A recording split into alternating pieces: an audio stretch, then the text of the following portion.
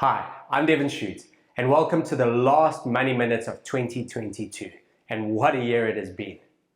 So we came into the beginning of this year hopeful that as the economy started to reopen after lockdowns, things would return to normal. Unfortunately, it didn't quite work out like that. The big event that changed global economy's course was when Russia invaded the Ukraine. This caused oil prices to spike to $130 a barrel, supply chains started to stutter, and inflation soared. Globally, central banks panicked as they hadn't seen inflation in over a decade, and they embarked on some of the most aggressive rate hiking cycles ever witnessed. The result was broadly negative for financial markets, with only the US dollar doing well during the ensuing volatility. However, we have seen markets start to come back to life in the last few months as the rate of interest rate hikes is seen to be slowing. This week, we also saw oil move back below $80 for the first time this year.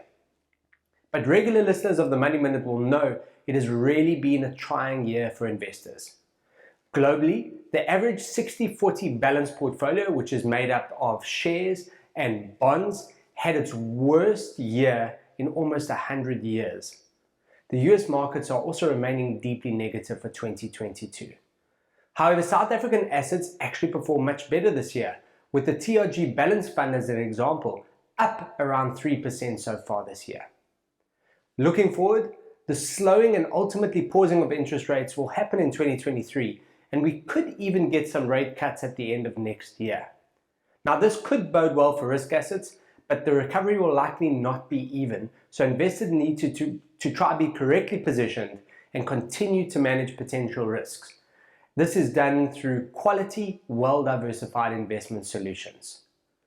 Now, from a South African perspective, despite our troubles with Eskom, our economy has had some good news to finish the year, and we're finally growing above pre-pandemic levels.